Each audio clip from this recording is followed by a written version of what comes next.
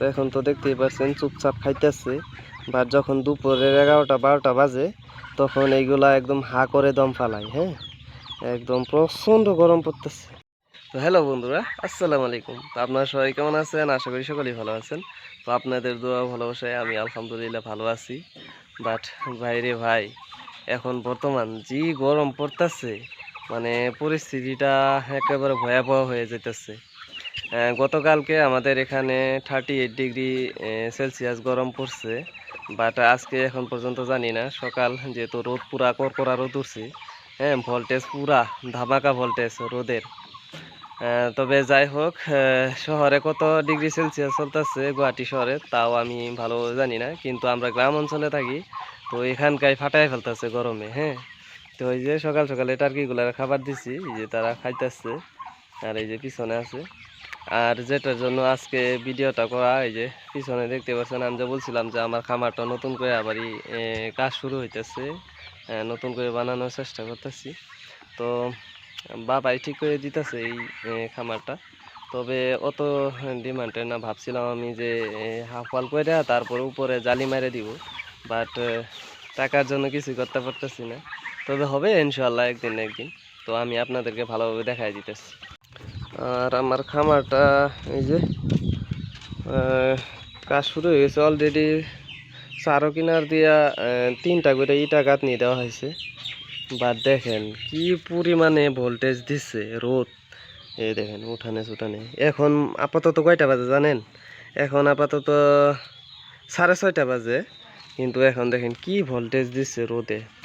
মানে বিগত দিনগুলা যে আসতেছে, তো ওই দিনগুলাতে মানে মানুষ যে কিভাবে টিকা থাকবো, মানে দিন দিন পরিস্থিতি অনেকটাই ভয়াবহ হয়ে যেতেছে।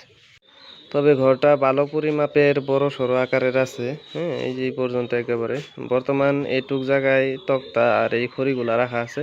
তবে সামনে বছর এইগুলা সরায় ফেলমু। হ্যাঁ, তো ঘরটা অনেকটাই বড়, দেখতে পাচ্ছেন।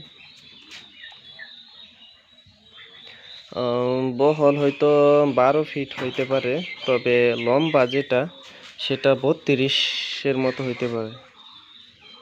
দেখতে পাচ্ছেন অনেকটা বড়। ভিডিওতে হয়তো ছোট দেখা যেতেছে।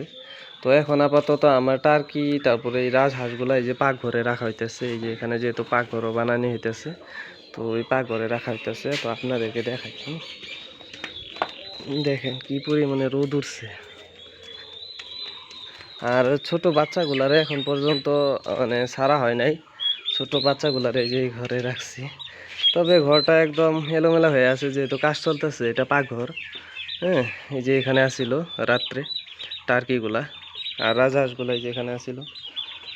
আর এই যে বাইরে দিয়ে যেগুলা বন্ধ করে দিছি খিড়কিগুলা, যাতে কুত্তা কোনোভাবেই না দেখতে পারে, যেহেতু আমাদের এখানে কুত্তার আক্রমণ অনেক বেশি। আর একটু রাও, তোমাদেরকে ছাইরা দিব। মাশাআল্লাহ দেখেন বাচ্চাগুলা, হ্যাঁ, অনেকটাই বড় হয়ে গেছে।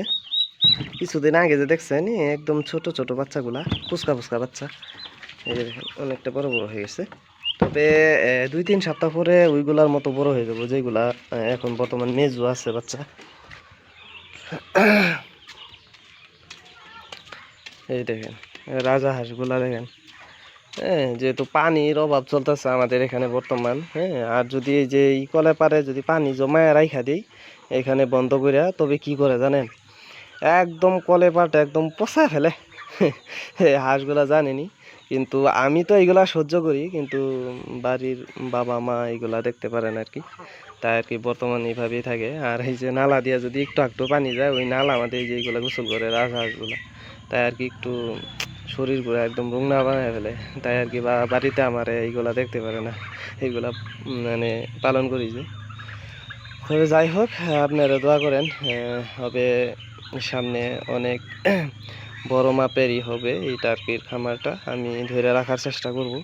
তো আপনারা এখন পর্যন্ত যারা যারা আমার এই চ্যানেলটা সাবস্ক্রাইব করেন নাই, হ্যাঁ, যদি আমার ভিডিওগুলো ভালো লেগে থাকে, আর যদি এই টার্কি পালনের প্রতি কোনো তথ্য জানতে চান আপনারা, তাহলে কমেন্ট করে বলবেন। আর আমার এই চ্যানেলটা সাবস্ক্রাইব করে রাখেন। তো আল্লাহ হাফেজ, সবাই ভালো থাকেন, সুস্থ থাকেন, টাটা।